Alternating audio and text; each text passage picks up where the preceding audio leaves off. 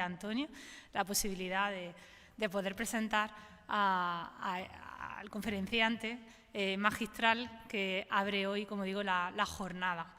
Él es Fernando Castro Flores, es profesor, filósofo, esteta, crítico de arte. Es doctor en estética por la Universidad Autónoma de Madrid, donde es profesor titular. Pero bueno, en los momentos previos a esta conferencia, pues ha sido un placer charlar estos 5 minutillos, porque me ha estado contando que él hizo tres carreras simultáneamente. Él hizo filosofía, él hizo historia del arte y astrofísica. Entonces, y hemos estado hablando de Borges, de María Zambrano, ha sido una delicia. Y ahora vendrá la delicia mayor, que será escucharlo, ¿no? Bien, ha escrito en suplementos culturales de periódicos como El País, Diario 16, El Independiente, El Sol o El Mundo, y desde hace más de una década desempeña su labor de crítico de arte en el ABC Cultural. Colabora habitualmente en Revista de Occidente, Dardo, Exitbook, Descubrir el Arte, dirige la revista Cuadernos del Iván y forma parte del patronato del Museo Nacional Centro de Arte Reina Sofía, y ha comisariado más de un centenar de exposiciones en torno a numerosos artistas como Picasso, Miró, Dalí, Nacho Criado, Warhol, Miquel Navarro, entre muchísimos otros. Entre sus publicaciones quiero destacar Notas para una estética del cansancio, publicada en 1992, el texto íntimo Kafka, Rilke y Pessoa en 1993, Contra el bienalismo en 2012, Mierda y catástrofe, síndromes culturales del arte contemporáneo en 2014, Estética a golpe de like en 2016, Estética de la crueldad en el 19, Filosofía tuitera y estética columnista en el 2019 y Cuidado y peligro de sí en 2021. Yo lo sigo desde hace tiempo en ABC Cultural y quiero rescatar, Fernando, si me lo permite, una entrevista que te hicieron en la sección de libros en 2022, donde él tuvo un titular que a mí me removió, ¿no? Dice: no puedo sentarme en la taza del váter sin tener algo que leer entre las manos. O sea, yo soy filóloga y, especialmente, tengo mucha sensibilidad hacia los libros, igual que los demás, ¿no? Que hayan aquí, que no sean filólogos, pero yo especialmente, ¿no? Porque es mi instrumento diario. Y destaco una cita de esa entrevista. Decía Fernando: llevo años devorando libros de toda clase, principalmente ensayo y pocas novelas. Si no tengo contratiempos, leo un libro cada día. Entonces, me parece maravilloso, ¿no? Porque, yo también soy esa especie de rara avis. Hoy en este seminario, y ya termino y le doy la palabra a él, que es el protagonista, nos hablará sobre la crítica de arte en tiempos desquiciados. Así que, sin más, le paso la palabra a nuestro invitado, a Fernando Castro Flores. Muchas gracias.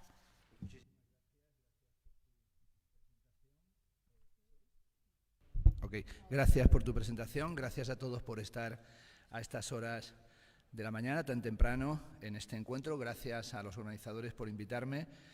Para mí es un placer venir a Jaén y participar en este segundo seminario de arte contemporáneo, a una ciudad con la que me une una relación muy importante cuando se habla de Picasso y los artistas jienenses, y es que yo tuve el privilegio de tener como maestro a uno de los artistas más importantes de la segunda mitad del siglo XX, sin duda uno de los artistas españoles más importantes de los últimos 50 años, que es de Mengíbar, que no es otro que Nacho Criado, y por tanto, cuando vi a esto de los artistas jienenses, pues pensé que en un seminario de estas características, con toda razón, por lo menos se debería nombrar a este artista por la importancia que tiene, por la radicalidad de su pensamiento artístico y por la capacidad crítica que tenía, un artista que además hizo una gran cantidad de obras vinculadas a su pueblo, a Mengíbar, a Jaén, a Andalucía, y su ciclo Vertebrandalus, en mi opinión, es una de las mejores piezas sobre la historia, la arqueología y la reflexión cultural de lo que significa Andalucía desde Jaén. He preparado esta intervención, la crítica de arte en tiempos desquiciados, que es una intervención que, como señalaban al comenzar con preocupación los organizadores, tengo que ajustarla al tiempo reducido de 40 a 45 minutos, pero que supongo que aquellos que me conocen saben que mi tendencia es hablar horas y horas, aunque en esta ocasión no lo he dado, que vienen otros compañeros después. La crítica de arte en tiempos desquiciados desde el principio es una referencia a una frase muy conocida que repite en varios momentos William Shakespeare, que en varias obras, como saben, dice aquello de "time is out of joint", el tiempo está desquiciado, el tiempo está fuera de quicio. En Macbeth tiene otra formulación también muy poderosa que dice "life", la vida, es una sombra que se desliza, is an idiot, es un idiota, full of song and fury, lleno de sonido y furia, que no significa nada. Tal vez esa mezcla de lo desquiciado y de lo idiota pueda servirnos para hablar de esta cuestión de la crítica de arte, que, como veis, comienza y veis rápido con este crítico, que no es otro que Clement Greenberg, el padre de la crítica de arte americana, el gran teórico de la modern painting, de la pintura moderna, el crítico que avaló a Jackson Pollock y en buena medida aquel que permitió que, como dice Serge Gilboa, Nueva York robó a París, la capital del arte del siglo XX. Sin duda, vivimos en tiempos extraños, diría alguien, para la lírica y también para el arte. Esto que estamos viendo aquí no es un montaje o un fotomontaje, se trata de una circunstancia reciente en la que a un visitante al Rijksmuseum, en el Gran Museo, pues resulta que era el visitante 10 millones del museo, y cuando llegó delante de la ronda de noche de Rembrandt, le anunciaron la buena nueva de que era ese visitante y le dijeron que había ganado un premio, y el premio era que podía dormir debajo de la ronda de noche. Parece que el hombre se resistió porque tenía casa o tenía otro sitio al que ir a dormir, pero finalmente le permitieron o se le convencieron. Ella está, como veis, dormido, le ofrecieron una botella de vino y parece que se la bebió rápidamente y se puso a leer, lo cual no está mal. Sin duda, hablar de crítica de arte hoy es también señalar que la crítica de arte tiene que ver con el pensamiento crítico y con el carácter entrometido y lo mal que sienta la actitud crítica en general. Frente al cogito ergo sum de René Descartes estaría el pienso, luego estorbo de Forges, pero también esa sensación de que los críticos son en realidad destructores de las grandes obras culturales, como en este dibujo, en este grabado que pone ahí la critique, ¿no? La crítica, en la que los críticos aparecen demoliendo un texto canónico, borrando palabras, siendo incapaces de comentar y estar a la altura hermenéutica del texto, del material artístico al que se enfrentan. Como si fuera un alumno ahora de los grados universitarios, decidí plantear esta intervención preguntándole a ChatGPT qué es la crítica, y así tal vez pues éramos más rápidos, y como veis está la respuesta que me ofreció. La crítica de arte es el estudio y la evaluación de las obras de arte. Es como que ChatGPT es un poquito loro, ¿no? Y es tautológico circular. La crítica de arte es el estudio y evaluación de las obras de arte y las tendencias artísticas. Puede incluir análisis estéticos, interpretaciones históricas y culturales y juicios de valor sobre la calidad de las obras de arte. La crítica de arte puede ser escrita, faltaría más, o verbal, y se realiza por críticos de arte, historiadores del arte, curadores y otros especialistas en el campo. Con esta definición no vamos a ningún sitio. En cualquier caso, ¿por qué no pensar en la función de la crítica, como hiciera el teórico de la literatura, miembro de la New Left Review, Terry Eagleton, ¿no? Cuando en su libro, que tenemos aquí, saca esta frase en la que dice que hoy en día la crítica de arte carece de toda función social sustantiva, o es parte de la división de las relaciones públicas de la industria literaria, o es un asunto privativo del mundo académico.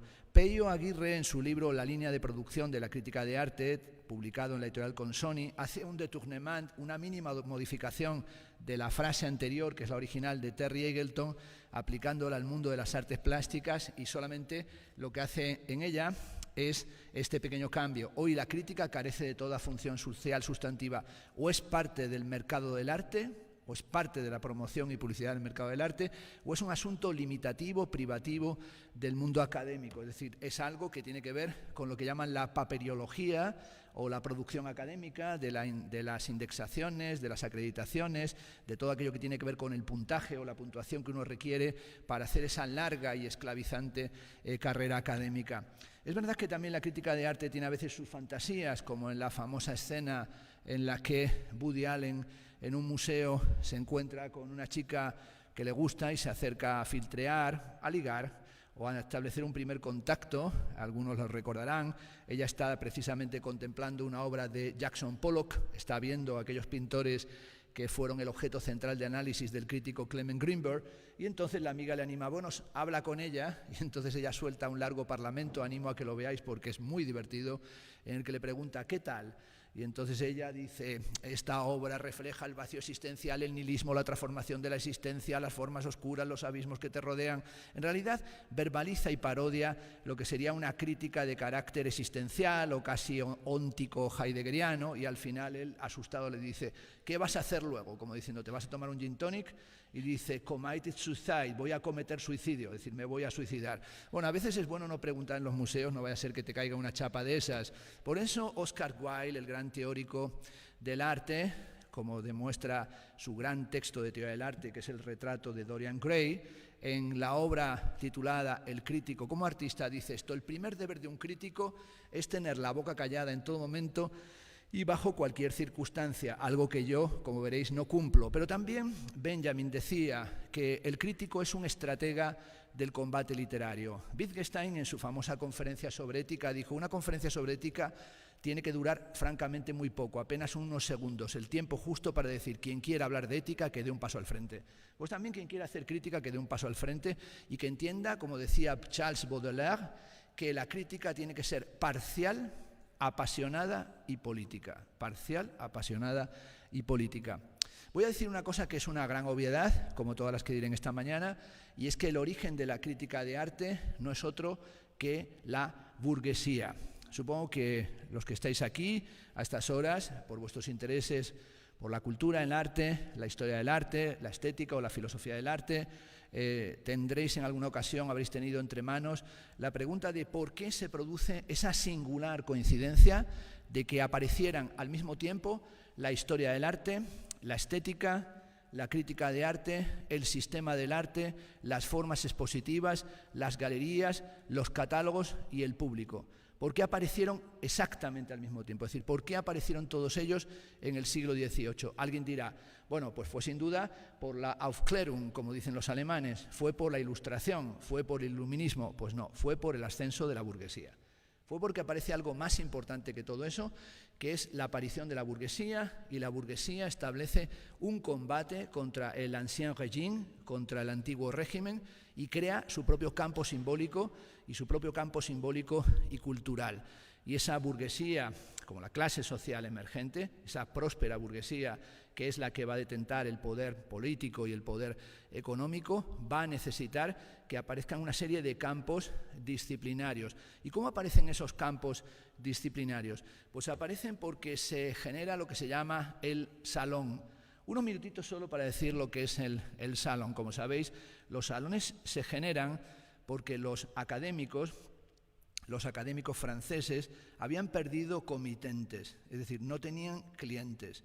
El antiguo régimen, sus comitentes, a saber, la Iglesia, la aristocracia, el poder militar, el poder político, no estaban ya encargando las grandes máquinas, las grandes construcciones pictóricas que hasta ese momento encargaban, y por tanto necesitaban atraer otros comitentes o otros clientes, y sobre todo tenían una gran preocupación por el declinar del gran gusto francés, no solo en Francia, sino también en el resto de Europa, y para ello planificaron hacer una exposición, una exhibición de obras de los académicos, pero únicamente con una búsqueda de patronos, de mecenas, de gente que financiara, clientes que compraran sus obras.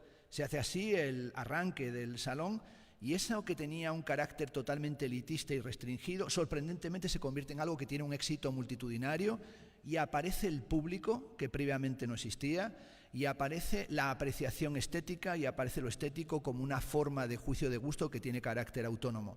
Es ahí donde esa aparición de los salones va a suponer precisamente el desmantelamiento del gusto académico. Es decir, los académicos, sin quererlo, se pegan un tiro en el pie, y a partir de ahí empieza el suicidio de la forma académica de la comprensión del arte. Es algo equivalente a lo que sucederá en el campo de la literatura, que es en la disolución de las bellas letras y en la aparición de lo que se llama la literatura. La literatura comienza también justamente en ese momento como un campo epistémico específico, es decir, es algo que lo ha estudiado, quiero decir, Jacques Rancière, por ejemplo, la palabra muda, y que lo han estudiado todos como Moretti, los que se ocupan de la World Literature y explican específicamente este proceso. Como sabéis, los salones se presentaban en lo que hoy llamaríamos, recurriendo al lenguaje de la fontanería, alicatando las paredes, ¿no? Alicatados, ¿no? Es decir, alicatados, de techo a suelo, y al hacerlo así, organizaban los cuadros por tamaños, es decir, colocaban los grandes cuadros en las partes superiores y luego los cuadros más pequeños en las partes inferiores, y a veces los pequeños rellenando los espacios entre los grandes y los de tamaño medio, como si fuera un Tetris, ¿no? Iban ensamblando allí las piezas. Eso, que era una decisión pues solamente escalar o por tamaños, resulta que afectó a la jerarquía de los géneros pictóricos. Los más grandes eran precisamente los géneros más valorados por el antiguo régimen, a saber, la pintura mitológica, la pintura conmemorativo-política y la pintura religiosa. La mitológica, la conmemorativo-política y la religiosa, estos tres géneros estaban en las partes superiores, como se puede apreciar en este grabado, y en las partes inferiores estaban los géneros más desfavorecidos o los marginales, que eran el paisaje, la naturaleza muerta y el retrato. Resulta que esos son los géneros que les interesó a la burguesía, los que tenían a la altura de la vista, despreciando los géneros elevados, interesándole los más marginales, y a partir de entonces lo que la burguesía va a defender sobre todo es el género del paisaje, la naturaleza muerta y el retrato de la propia burguesía, porque ellos lo que no quieren es esa pintura mitológica, religiosa, político-conmemorativa, que nada tiene que ver con su historia, que nada tiene que ver con su desarrollo. La enorme cantidad de obras que se presentaban fue la que hizo que hubiera que recurrir a la crítica, y sobre todo a la crítica para organizar el debate, es decir, para organizar el mare magnum de las cientos y cientos de piezas que se exponían también, esculturas y artes decorativas, en los salones. Y aparecen los críticos que no son, como todo el mundo sabe, inicialmente especialistas, dado que no existía docencia ni enseñanza, ni existía la disciplina, y tampoco eran historiadores, dado que no existía todavía propiamente formalizada la enseñanza disciplinar de la historia del arte. Por lo tanto, va a escribir historia del arte, va a escribir crítica de arte todo tipo de escritores, por ejemplo, los poetas, como va a suceder desde el siglo XVIII al XIX. Acabo de citar a Baudelaire, pero podemos citar al gran crítico de arte del siglo XIX, que no es otro que el maestro de Baudelaire, a saber, Théophile Gautier. Pero va a haber una gran cantidad de escritores, de novelistas, de narradores, de gente que hacía cuentos, de autores de teatro, de poetas, pero sobre todo aquí tenemos los tres grandes críticos o momentos de la crítica, que son, según lo estáis viendo, por la izquierda, Denis Diderot, en el centro Schlegel, y a la derecha, según miráis, de nuevo, Clement Greenberg. Sin duda, el más importante de ellos, Denis Diderot, que es el padre de la crítica, y no solo es el padre de la crítica, es en realidad, vamos a llamarlo así, el padre del pensamiento moderno, científico y contemporáneo, dado que es ese joven filósofo que le van a prohibir escribir filosofía, que va a estar condenado por escribir su primer libro, que es un material que hoy habría que leer sí o sí, sin falta, que es un libro maravilloso que hace para resolver el famoso problema de Moulinex. Suena a trituradora, ¿no? Moulinex, ¿no? Pero en realidad no lo es. Moulinex es un famoso problema de estos que hacía la Royal Society y la Academia también de las Ciencias y las Artes de Francia, que son problemas que han sido desarrollados por multitud de pensadores y científicos. Es un problema de coordinación psicológica o psicofísica o sensorial. Se enuncia así: si los ciegos aprendieran a reconocer las figuras geométricas primordiales, los sólidos platónicos, al tacto, tocándolos, esto es, la esfera, el cubo, el cilindro, la pirámide, si aprendieran a reconocerlos palpándolos, siendo ciegos de nacimiento, si súbitamente recuperaran la visión o tuvieran por fin la visión, ¿reconocerían los sólidos primordiales a distancia o no? Este es el problema de Moulinex, y esto tenía que ver con aquellos que hablaban de la coordinación entre los distintos sentidos y las formas del aprendizaje, etcétera, etcétera. Diderot afronta el problema de Moulinex y escribe su libro que se titula Carta sobre los ciegos para uso de los que no ven. Carta sobre los ciegos para uso de los que no ven. Este texto, Carta sobre los ciegos para uso, de los que ven, es un texto que cuando lo publicó, pues bueno, directamente pensaron que había que ponerle la pena capital, que conmutaron por cadena perpetua, y alguien dirá, pero bueno, este hombre había resuelto un problema de percepción, ¿no? Sensorial, de coordinación entre los sentidos. Le leyeron los clérigos, que nunca han sido tontos, estamos aquí en un espacio religioso, desacralizado imagino, y lo que dijeron es que era un texto absolutamente herético y blasfemo, dado que no trataba de problemas de psicología y de la percepción, trataba de aquello que hace que seamos ciegos, a saber, la superstición. Y principalmente la superstición religiosa. Y por lo tanto lo que quería hacer es lo que quiso la Ilustración, quitarnos la superstición que nos impide acceder al conocimiento, lo que llamó Kant sapere aude, atrevernos a pensar. Pero atrevernos a pensar es atrevernos a criticar, a someter a análisis racional nuestras decisiones, a acudir al espacio público, a hacer una discusión pública y racional que no está amparada ni por las jerarquías, ni por la sangre, ni por el poder militar, ni para nada por una jerarquía de carácter político, por una herencia, por una sangre, por un proceder aristocrático.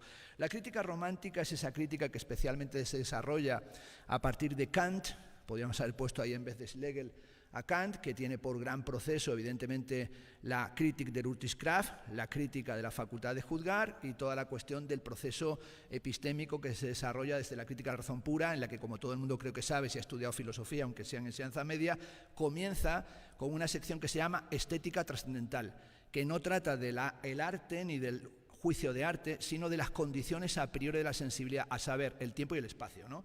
Bueno, esa cuestión es un tema que arrastra y que lleva consigo, que se llama la deducción trascendental de las categorías, que va a ser central para Schopenhauer, como va a ser central para Schiller, como va a ser central para todos los románticos. Y el otro es Grinberg, que también es un kantiano, que también quiere desarrollar una crítica de arte que sea formalista, esto es, que no sea curricular, que no sea contextual, que no sea historicista, sino que se atenga a la propia estructura de juicio que surge del análisis de las obras de arte, algo, por cierto, nada fácil. Sin duda, y no voy a entrar en cuestiones epistémicas, el problema fundamental, inicial y actual es el del lugar de la crítica. Es decir, ¿qué lugar tiene la crítica? ¿Desde dónde se establecen los juicios y los análisis críticos? Y sobre todo entendiendo que la crítica, desde el comienzo, tiene que ver también con la relación entre la crítica y el consumo informativo acelerado. No diré nada que no se sepa cuando señalaré que si lo más importante del siglo XVIII es, evidentemente, el ascenso de la burguesía, el elemento fundamental para la constitución de la crítica de arte no es otro que el periodismo, la aparición de los periódicos. Hoy en día, cuando uno habla del periodismo, pues es fundamental decir que es algo que lamentablemente ha desaparecido, pero que tiene que ver con lo que se llama el origen de la public opinion y el comienzo del parlamentarismo. Al mismo tiempo se levantan las leyes sobre la censura preventiva, la censura que realizaban los estamentos religiosos, aristocráticos, militares, la propia realeza. Se crea la figura del speaker en el Parlamento británico, ese personaje que hemos visto en tantas ocasiones, el penúltimo speaker del Parlamento era aquel que decía order, ¿no? Order, llamaba al orden, y se crea la tribuna para la prensa, ¿no? Como un contrapoder en relación con los propios poderes políticos y para ofrecer una tribuna de transparencia en las deliberaciones políticas. Son periódicos como The Tatler o The Spectator, son esos periódicos los que van a crear el espacio para la difusión de la crítica de arte, porque los periódicos son el lugar donde se construye el campo simbólico político del ascenso de la burguesía. Eso hace que desde el principio la crítica esté inevitablemente vinculada al periodismo. Bien, es verdad que un periodismo ilustrado. Es decir, aquello hay que recordar que, por ejemplo, el Tatler y The Spectator se publicaban en traducciones francesas, italianas, portuguesas, y esas traducciones de los periódicos también llegaron a nuestro país. Por ejemplo, los franceses traducían los periódicos británicos y ellos lo titulaban The Spectator, el espectador. El título en francés, Le Socrates moderne, el Sócrates moderno, la pedantería francesa, ¿no? El Sócrates moderno. En España, el duende ilustrado, ¿no? Y ponen el duende porque en realidad es una alusión de nuevo a Sócrates, el daimon socrático. Es decir, ¿por qué Sócrates? Porque Sócrates practica la mayéutica, es decir, el papel del periodismo era la mayéutica, era hacer que surjan ideas que tenemos nosotros ya, pero que somos incapaces de formular racionalmente si no entramos en un proceso en el que vamos dejando de lado la doxa, la opinión, y tratamos de establecer un mínimo conocimiento que es primero técnico y luego epistémico, es decir, que es un camino hacia el conocimiento y que tiene que ver con la aspiración a conseguir un orden ideal, un orden racional del mundo. Pero bueno, y en realidad entendemos el consumo informativo como un consumo acelerado, y también incluso hemos llegado a pensar que la crítica de arte está hoy disuelta únicamente como una forma encubierta de publicidad. Si uno consulta algunas revistas de arte muy conocidas, por ejemplo la revista Artforum, de la que he hecho aquí esta fotografía, pues se llevará la extraña, desagradabilísima sorpresa de que es una revista que tiene más de 100 páginas de publicidad. Incluso uno puede empezar a pasar páginas y decir, ¿pero dónde están las críticas? No aparecen las críticas por ningún lado. Incluso cuando uno lee las críticas, ¿de qué tratan estas críticas? James Gardner publicó hace ya un tiempo un libro que se tituló Cultura o basura, que dice que el libro no es muy bueno, pero tiene este pasaje interesante. Dice que estuvo durante 6 meses leyendo crítica de arte de las mejores revistas internacionales, Art in America, Artforum, Frieze, Parquet, Flash Art, y después de leer todas esas críticas comprobó que el 97% de las críticas eran extremadamente elogiosas, que ponían las exposiciones que comentaban como si fueran exposiciones maravillosas, fascinantes, que nadie se debía perder. Que del 3% restante había un 2% que eran como dubitativas, pero que decían que la exposición finalmente era bastante buena, y un 1% que no se entendía nada en la crítica, o sea, que no se sabía ni lo que decía el crítico, por lo tanto no pudo decir si eran buenas, malas o regulares.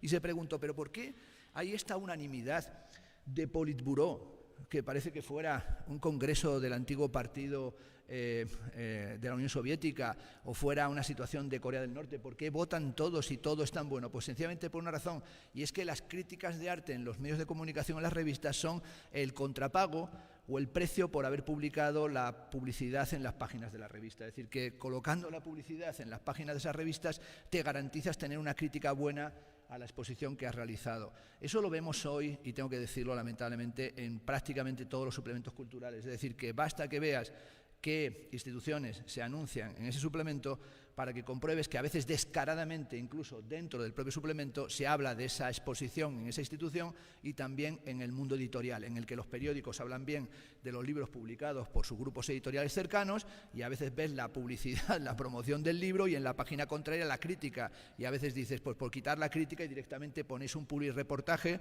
y así nos quedamos todos tan tranquilos. Bueno, esta situación en la que se encuentra hoy es también la de que resulta difícil hacer lo que Todorov planteaba ya en los años de tel quel, ¿no?, en los años de la semiología, que era la necesidad de hacer lo que él llamaba una crítica de la crítica, porque siempre es necesaria una crítica de la crítica. De hecho, en el siglo XVIII los debates que se hacían era sobre qué criterios tiene la crítica, es decir, es un debate sobre el criterio, y Todorov decía, en realidad no existe crítica sin discriminación, sin diferenciación, sin sistemas de exclusión y de inclusión. Todo eso nos suena mal, porque si dices discriminación, diferenciación, exclusión, nos parece mal, pero sin embargo pensar es diferenciar, pensar es discriminar, porque si no está todo amalgamado, es una especie de todología, ¿no?, de todo con todo. Es una situación que tiene que ver además con lo que llama Darian Leder la cultura y la psiquis contemporánea como estrictamente bipolar, donde todo está conectado con todo, pero no existe ningún proceso de diferenciación. Eso no tiene que ver con un sistema de dominación ni con un sistema excluyente, sino con una búsqueda de los criterios para el propio proceso de la diferenciación. Todorov dice esto que aquí podéis leer, y es que la crítica es, en arte o en literatura, algo que tiene que ver con una tendencia hermenéutica que todos tenemos en nosotros mismos, que tiene que ver incluso con aquello con lo que se comienza la metafísica de Aristóteles, ¿no? Todos los hombres tienden por naturaleza al saber, porque todos los hombres tienen un comportamiento mimético desde pequeños a través de toda su formación y de todo su proceso educativo. Pero también todos tenemos tendencia a interpretar el mundo. El hombre es un animal interpretativo. Pensemos en esos versos tan bellos de las Duines Elegien de Rilke, ¿no? Y los perros nos ven pasar por un mundo interpretado, ¿no?, cuando va a Ronda y escribe la elegía. Los perros nos ven pasar por un mundo interpretado. Nuestro mundo es un mundo interpretado. Y ese mundo interpretado es un mundo de antagonismo, de agonismo, de interpretación, de revisión, de reflexión sobre las cosas que nos pasan. Y esto es algo, como le digo muchas veces a mis alumnos, que es bastante evidente. Por ejemplo, cuando uno va o va o sale o pasa por la puerta de un cine. Lo habréis visto muchas veces. Salimos del cine o salen del cine y en la puerta del cine tenemos legiones de críticos de cine. Da igual si han leído o nunca han llegado a leer Cahiers du Cinéma, o saben lo que es la revista Screen, o han leído o no André Bazin, o siguen alguna teoría, no, pero están allí comentando críticamente la película y haciendo análisis de los roles de los actores, del guión, del montaje, de la iluminación, comparándolo, haciendo hasta un comparatismo con otras películas. Sales de un evento musical, de la ópera, de un concierto, de una sala sinfónica, y salen los melómanos y salen por la calle cantando pasajes de Mozart y salen tarareando la flauta mágica, son Papageno, ¿no? Salen cantando pasajes de Verdi, salen del Auditorio Nacional y van tarareando trozos de Mahler de la novena, y van llorando porque se acuerdan de repente del Adagietto en Muerte en Venecia de Visconti, ¿no? O como me pasa a mí, que soy muy pedante, como se puede comprobar, que a veces he ido a los conciertos hasta con las partituras y que sales con las partituras del concierto que acabas de escuchar y vienen los melómanos a pedirte la partitura porque ellos quieren también comentar la partitura de lo que acaban de escuchar, a comentar pasajes que se han saltado, zonas que se han corregido, lugares que estaban mal desarrollados, etcétera, etcétera. Y estás a la puerta de un museo de arte contemporáneo, por ejemplo, el Reina Sofía, y la gente sale destrozada, muerta, ¿no? Como preguntando a cuántos metros está el bocata de calamares, ¿no? Como saben que está allí, ¿no? Acerca, el diamante, el brillante, como diciendo, la de Dios, la que me han dado, ¿no?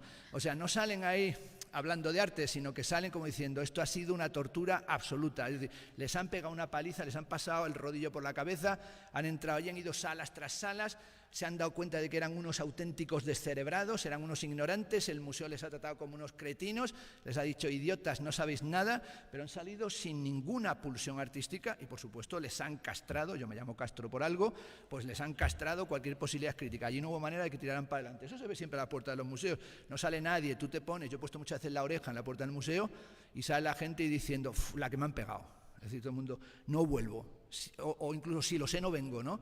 Como diciendo, esto ha sido muy duro, ¿no? Los turistas que les han llevado a ver el Guernica, dice, pero no han podido poner una cinta de esas de aeropuerto para recorrer el museo, que sería lo mejor, ¿no? Un tipo a la manera de la película de Godard, unos patines, ¿no? Unos patinetes eléctricos para ir en patinete por el museo a toda velocidad y cuando llegaras allí al Guernica, pam, pam, la foto. Yo hace años, estando dando un ciclo de conferencias por Suiza y estando en Basilea, pues me permitieron pasarme un buen rato delante del Cristo muerto. Supongo que quien haya ido allí sabe de lo que hablo, una de las obras más alucinantes de la historia del arte, de Holbein, ¿no? Estaba yo allí con el Cristo muerto de Holbein, que aparece, como sabéis, también en El idiota, en la novela, y de repente es ese famoso cuadro que dice el príncipe Miskin, si ves este cuadro de Holbein, te haces inevitablemente ateo. Este es un cuerpo que no va a resucitar. Y estaba yo allí porque iba a dar una conferencia en ese museo, sentado en una butaca y disfrutando, me tiré un buen rato, mucho tiempo, me gusta estar a veces tiempo y tiempo tranquilamente sentado, si me permiten, en plan viejito, que traerme una silla, una butaca, y entonces oí un gran estrépito y iban gritándole a alguien, y de repente lo que pude ver es una mano que tiraba un flash a la sala en la que está el cuadro del Cristo muerto, y de repente detuvieron a un tipo que era un turista que iba corriendo por todo el museo haciendo fotos a la carrera. Y entonces yo le pregunté, le dije, ¿pero esto qué haces es un performance? Dijo, no, es que prefiero ir a la carrera y disparar a lo que salga y luego lo veo en casa. Luego llego a casa y veo el teléfono y a ver qué hay. Dije, me parece una genialidad que ese metió la mano, echó una foto allí, ni metió la cabeza, que lo mismo hasta salía yo seguramente, y al llegar a casa el Cristo muerto. O sea, es sencillamente la experiencia contemporánea. ¿Qué más da? Tú pasaste por allí. En ese sentido, el crítico a veces parece que tuviera únicamente a veces la función de ser un publicista, dada la locura del presente, o que fuera alguien que participa, como decía McLuhan, de que el medio es el mensaje y finalmente estás, como decía él, en el masaje del propio medio, o sin duda tomando conciencia de lo que en su tesis doctoral Habermas llamara historia y crítica a la opinión pública. En realidad esto únicamente trata de la constitución de una esfera general, racional, de intercambio de pareceres, equivalente al espacio económico en el que todos tenemos que contribuir. Pero también podríamos pensar que la crítica hoy tiene que pensar su lugar en un momento en el que no sabemos si hay mucha o poca crítica. Algunos dicen que el problema ha sido que hay demasiada y, como sucede, tal vez la extensión perjudica a la intensidad, es decir, a veces el que haya mucho precisamente hace que no sigamos el paradigma del less is more, que en realidad significa que el buen Dios está en los detalles. Esa sensación de que cuanto más extensa, cuanto más se extiende la crítica, menos intensidad tiene, es sin duda una situación paradójica en la que la crítica se encuentra hoy, que ha llevado a que prácticamente cuando se habla de crítica de arte solamente escuchemos lo que podríamos llamar las noticias del crepúsculo, a saber, la crítica ha desaparecido, la crítica ha muerto, ya no queda crítica, ya no hay espacio para la crítica. De hecho, desde hace mucho tiempo, cuando a mí me invitan a foros de crítica, no a este, el titular o el rubro bajo el que se escribe es el final de la crítica, la poscrítica, los últimos momentos de la crítica. Yo siempre pienso en el Don Juan, cuando después de haber muerto mucha gente dice aquello: los muertos que usted mata gozan de muy buena salud. Es decir, que tal vez maten a mucha gente, pero en realidad las cosas sigan de otra manera. Tal vez en estas noticias del crepúsculo de que la crítica ha desaparecido, podríamos también pensar, o podríamos tal vez señalar, que lo que ha sucedido es que la crítica ha ido modificando su espacio, y es una crítica que hoy incluye sobre todo lo que llamaríamos la criticality, esto es la criticalidad, y que la crítica sobre todo tiene que ver no tanto con el crítico como artista, cuanto con la inversión de esa situación, que es el artista como crítico. Es decir, el proceso crítico que se encuentra desarrollado por el propio artista en las propias obras, es decir, las obras como dispositivos y procesos inmanentemente críticos. Creo que podríamos compartir, y si alguien no lo hace, pues luego lo hablamos o lo discutimos, que sin duda los materiales críticos y de teoría del arte más interesantes prácticamente del siglo XX, y qué decir en su segunda mitad, son materiales elaborados por los artistas. Es decir, son materiales elaborados por los artistas. No me refiero a todo lo que ha sido la literatura artística, como la llama Julius von Schlosser, pero si pensamos cuáles son los grandes textos de teoría del arte y crítica de arte, por ejemplo, del debate del tardomodernismo, esto es, de la aparición del minimal, el conceptual, Fluxus, el land art y el arte procesual, son textos de artistas, todos y cada uno de ellos. Un tour de los monumentos de Passaic, de Robert Smithson, Notes on Sculpture, de Robert Morris, Objetos específicos, de Donald Judd, Art After Philosophy, de Joseph Kosuth, Parágrafos de arte conceptual, Saul Lewitt, en España, por no citar solo a estos anglosajones, Quos Quotandem, el mejor libro de arte que se ha escrito en este país. Si dejamos fuera el gran libro del arte objetual, arte del concepto, del que, por cierto, la portada, el artista de la portada es Nacho Criado y el artista de los capítulos finales es Nacho Criado. Es decir, que es el mejor libro de historia del arte escrito por un artista, de un historiador, tiene ahí ese artista de Mengíbar en portada y cerrando. Pero bueno, el mejor libro es Quos Quotandem, de Jorge Oteiza. Insuperable, insuperable. Un libro, dice allí esa frase que a mí me gusta repetir: una sociedad que no tiene cine contemporáneo, teatro contemporáneo, danza contemporánea, que no tiene filosofía contemporánea, que no tiene estética contemporánea, no puede jactarse de un arte del pasado que no contribuyó a realizar. Es decir, no podemos ser neófobos, no podemos estar contra el arte de nuestro tiempo porque somos inevitablemente contemporáneos. Y esa criticalidad que emerge de las propias obras es lo que, por ejemplo, se encuentra en la obra y en el trabajo y en las teorías de Ito Steyer, esta artista alemana que ha traducido 2 libros al español, Los condenados de la pantalla y Arte Duty Free, o, por ejemplo, la artista Andrea Fraser, que se ha ocupado de esta Institutional Critique. Aquí la vemos en una acción en el Museo Guggenheim, es una acción en la que modificó las audioguías. Esto es el edificio de Getty, lo habréis visitado, y modificó las audioguías, y la audioguía explicaba cómo disfrutar del museo. Entonces daba claves para eróticamente disfrutar del museo, dónde te podías rozar para darte placer, y esa es la entrada donde se compran las audioguías o se alquilan, y como veis los turistas están como diciendo, aquí hay algo que no he entendido, como diciendo, esta se lo está pasando bomba, y nosotros venimos también frustradísimos, ¿no? Andrea Fraser escribió un libro, por recomendarlo, muy, muy interesante, que es el libro que se titula De la crítica institucional a la institución de la crítica, publicado en siglo XXI en México, en el que habla de que la crítica de arte es sin duda algo que tiene que ver con la industria cultural, es decir, con lo que es la industria cultural. No es una cuestión únicamente del análisis de obras puntuales, sino de cómo se inscriben en un contexto de industria cultural y de industrias creativas. Y también entender que la crítica de arte tiene que ver inevitablemente con el lugar que ocupamos en la institución.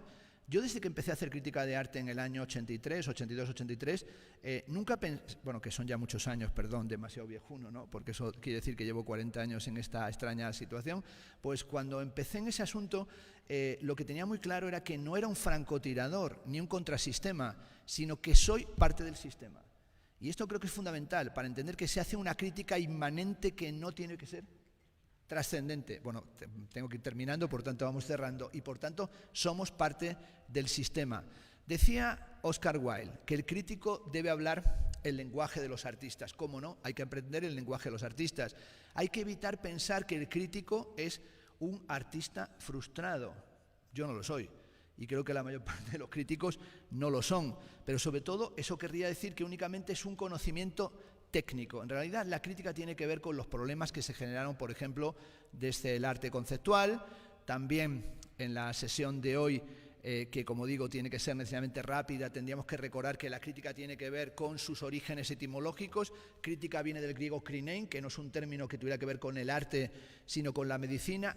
Estado crítico en el corpus hipocrático es la situación en la que se encuentra un cuerpo que o enferma definitivamente y muere o se mejora a partir de la aplicación de los remedios. Por eso el Dr. House parece a veces un crítico de arte, pero también el crítico de arte a veces parece directamente un detective, como si fuera directamente, como salía antes, Sherlock Holmes, ¿no? También me parece, y cerraré, que la crítica de arte tiene que evitar lo que llamaríamos la obsesión descriptiva. Una crítica no es la descripción de las exposiciones, que tiene que ser algo site-specific, para sitio específico, y que tiene que pensar el marco del arte, que es algo que le obsesionaba, por ejemplo, a Ortega y Gasset. La crítica de arte es parte indudablemente de la crítica de la cultura y de la crítica de la sociedad. Sin duda también el proceso de la crítica, hay que entender que la crítica tiene que ver con los aparatos ideológicos del Estado, o cómo nos relacionamos con el proceso de las ideologías, y cómo el artista es un productor. Y frente a ello cerramos. La crítica hoy es apenas reseñismo, mínimas reseñas, casi ecos de sociedad. Hace ya muchos años, José Luis Brea, uno de los teóricos del arte y curators más importantes de mi generación, tristemente fallecido hace tiempo, un pionero del arte, del net art, escribía en su primer libro, Las auras frías, este demoledor análisis en el que decía que hoy la crítica es apenas una variante del periodismo o parte de la ingeniería cultural, y que la situación es que la situación de la crítica es realmente de un saber totalmente degenerativo. Alguien dirá, pero siguen publicándose suplementos culturales. En realidad prácticamente son incapaces de plantearse el debate de lo actual, de qué es lo contemporáneo, del arte contemporáneo. Pero también, como no decir, y si no lo digo, reviento, que el problema también es que hoy la crítica de arte no es decisiva, sobre todo por la importancia que tomó lo curatorial. Es decir, el debate hoy es en qué medida los curators sustituyeron en el juicio del arte a los críticos de arte, como también tristemente hoy los coleccionistas, los grandes millonarios del arte han sustituido a los propios curators en la determinación de las líneas del arte. Evidentemente, espacios como iFlux y la llegada del espacio cibernético, de las redes, han sido fundamentales para la modificación de la crítica de arte en una época de performatividad generalizada, en lo que se llama el giro académico o giro discursivo del arte, pero sobre todo con la importancia que tienen publicaciones como Stenberg Press, de las lectures y de los readers que hace iFlux, que incluso hoy llega a organizar la comunicación de las grandes bienales, como hizo en Venecia, como ha hecho con Sony, por ejemplo, en la última Documenta de Kassel. Por último, la crítica ya no se ejerce a través del periodismo o se hace de una forma inercial, como una especie de continuidad de algo que existió en algún momento, sobre todo porque nadie hoy entiende la relación con el conocimiento a través del análisis de los periódicos. Yo pertenezco a la época en la que se iba por la mañana con el periódico y nuestros padres leían los periódicos. Hoy nadie lee los periódicos, hoy la crítica se hace en Facebook, la crítica se hace también en los blogs. Es verdad que eso fue desapareciendo, pero el blog, por ejemplo, de Javier González Panizo o el blog de Pello Aguirre son blogs de una suerte de escritura de resistencia, y también, como no, existe hoy todo ese espacio que es el de YouTube y el del cultuberismo, donde, por cierto, el análisis del arte está en manos de indocumentados impresionantes. Es decir, el mundo del análisis del arte en YouTube es para vomitar y para cortarse las venas de inmediato, porque solamente se propaga una estupidez que es la más grande de todas y se repite como un mantra, y es esa de que el arte es una tomadura de pelo. Esto lo repiten en YouTube todos los días los youtubers de arte. El arte es un fraude, el arte es una tomadura de pelo, el arte es amparte, como dice un personaje de cuyo nombre no quiero acordarme en este momento, el arte es VIP, etcétera, etcétera. Pero terminaré. Esto de que el arte es una tomadura de pelo, señoras y señores, no se le puede decir a un calvo. Muchas gracias.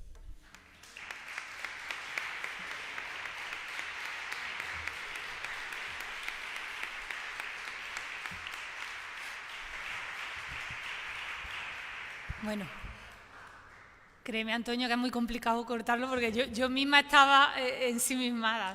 Enhorabuena, Fernando. Bueno, ha sido muy sugerente, como todos hemos visto. Yo he apuntado pensamiento crítico, la crítica tiene que ser parcial, apasionada, política. Atrevernos a pensar, atrevernos a criticar. Bueno, no sé si hay unos momentos, unos minutos para establecer un diálogo. 3 minutos. Entonces, bueno, pues ahora emplazo a todos los asistentes a que, bueno, pues hagan alguna reflexión crítica o pregunten directamente a nuestro invitado. Sí, yo creo que sí. Pues nada. No. Bueno, pues muchísimas gracias por vuestra paciencia y nada, un gusto estar, como dije, aquí en Jaén. Muchas gracias.